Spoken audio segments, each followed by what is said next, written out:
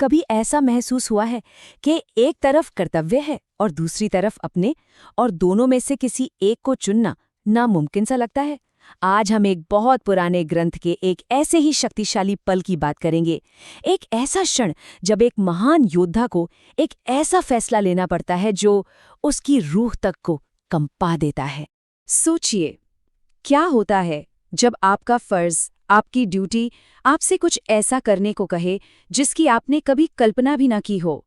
ये एक ऐसा सवाल है जो हम सबको कभी न कभी परेशान कर सकता है।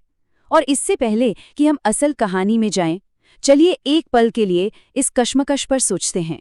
जब सही और गलत के बीच की लकीर ही मिट जाए, तो फिर इंसान करे तो क्या करे? तो ये जो गहरा सवाल है ना, ये कहीं और से नहीं बल्कि भगवद गीता से आता है। ये जो श्लोक अभी स्क्रीन पर है, यही उस पूरी कहानी का, कह सकते हैं, दिल है जिसे हम आज समझने वाले हैं। ये एक ऐसा पल है, एक ऐसा मोमेंट जो एक पूरे महाकाव्य को, एक शुरू होने वाले युद्ध को वहीं का वहीं थाम देता है। तो चलिए सीन को इमेजिन करते हैं। एक बहुत बड़ा बैटलफील्ड है, इतिहास का सबसे बड़ा युद्ध बस शुरू होने ही वाला है। लाखों सैनिक आमने सामने, लेकिन हमारा फोकस तलवारों की टनटनाहट पर नहीं है। नहीं, हमारा फोकस है एक योद्धा के मन के अंदर चल रहे युद्ध पर। एक ऐसा युद्ध जो बाहर की लड़ाई से कहीं ज्यादा बड़ा है, कहीं ज्यादा विनाशकारी। और वो योद्धा कौन है? वो है अर्जुन, इस कहानी के हीरो। और उनका बस एक सवाल, सिर्फ एक सवाल, सब कुछ बदल कर रख देता है। ये वो सवाल है जो आने वाले युद्ध के तूफान को भी शांत कर देता है और इतिहास का रुख हमेशा के लिए बदल देता है। और ये है अर्जुन का वो दर्द भरा सवाल। इन शब्दों में उनका पूरा दर्द, उनकी पूरी निराशा, सब कुछ छिपा है। ये सिर्फ एक सवाल नहीं है, ये तो उनकी आत्मा की चीख है। बस एक पल के लिए सोचकर देखिए, उन लोगों पर हथियार उठाने को कहा जाए जिनसे जिंदगी का हर सबक सीखा हो, कैसा महसूस होगा?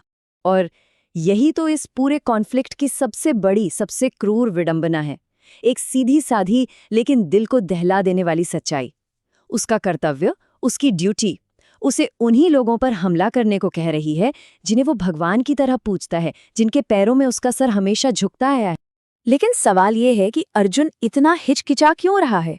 आखिर इन लोगों में ऐसा क्या खास है कि दुनिया का सबसे बड़ा आर्चर, सबसे बड़ा धनुर्धर उनके खिलाफ अपना धनुष उठाने से कांप रहा है? इसे समझने के लिए हमें थोड़ा पीछे जाना होगा, उनके अतीत में।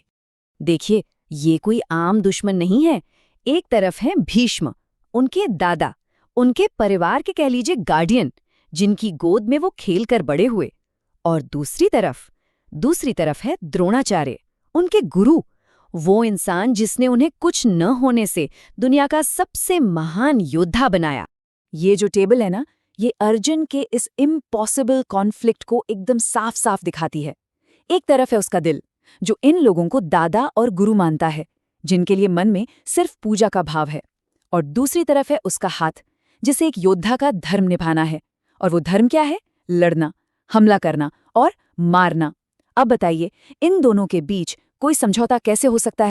और हमें गुरु शब्द का मतलब भी समझना होगा। ये सिर्फ एक टीचर नहीं है, नहीं, गुरु एक स्पिरिचुअल गाइड होता है। वो जो अज्ञान के अंधेरे से निकालकर रोशनी दिखाता है, जिंदगी को एक दिशा देता है। ऐसे इंसान के खिलाफ हथियार उठाना, इसे तो सबसे बड़ा पाप माना जाता है, एक ऐसा गुनाह जिसकी कोई माफी नहीं। ठीक है, तो अब अर्जुन की इस इमोशनल उथल-पुथल से थोड़ा बाहर निकलते हैं, एक कदम पीछे हटते हैं और इस सिचुएशन के एकदम ठंडे, हार्ड लॉजिक को देखते हैं। क्योंकि भावनाओं से परे युद्ध का अपना एक अलग ही नजरिया होता है, अपनी एक अलग ही सच्चाई होती है। लेकिन युद्ध का काम यही है। ये एक बहुत ही कठोर और सीधी बात है। ये लाइन हमें याद दिलाती है कि युद्ध को भावनाओं से, रिश्तों से कोई फर्क नहीं पड़ता। उसका तो बस एक ही मकसद होता है, एक ही, बेरहम काम। और यही बाण का लॉजिक है, तीर का तर्क। जब एक तीर धनुष से निकलता है ना, तो उसका सिर्फ एक इरादा होता है, जान लेना। बस वो ये नहीं देखता कि सामने दादा खड़े हैं या गुरु या कोई अनजान दुश्मन। उसके लिए सब बराबर हैं। युद्ध के हथियार ये सारे पर्सनल रिलेशनशिप्स को खत्म कर देते हैं और पीछे छोड़ जाते हैं सिर्फ एक कड़वी सच्चाई। तो फिर जब भावनाओं और कर्तव्य के बीच इतना भयानक टकराव होता है तो आखिर होता क्या है? जब किसी इंसान को एक ऐसा चुनाव करना पड़े जो नामुमकिन हो तो उसका अंजाम क्या होता है? अब कहानी अपने क्लाइमैक्स पर पहुंच रही है, जहां हम देखेंगे कि इस अंदरूनी लड़ाई का रिजल्ट क्या निकला। और नतीजा ये है, अंतिम और बहुत ही पावरफुल। नायक महान योद्धा अर्जुन इस नामुमकिन चुनाव के बोझ के नीचे दब जाता है। वो अपना कर्तव्य पूरा करने में फेल हो रहा है। वो युद्ध के मैदान में बीचों बीच लिटरली जम जाता है, हिल भी नहीं पाता। वो महान योद्धा टूट जाता है। तो अर्जुन की ये कहानी हमें एक आखिरी और बहुत गहरे सवाल पर लाकर छोड़ देती है। ये एक ऐसा सवाल है जो सिर्फ अर्जुन का नहीं है, ये हर जमाने का है, हर इंसान का है। ये हमें सोचने पर मजबूर करता है कि असली लड़ाई कौन सी है, वो जो बाहर दुनिया के सामने लड़ी जाती है या वो जो हमारे अंदर हमारे मन में लड़ी जाती है। कौन सी लड़ाई किसी इंसान को सच में तोड़ देती है?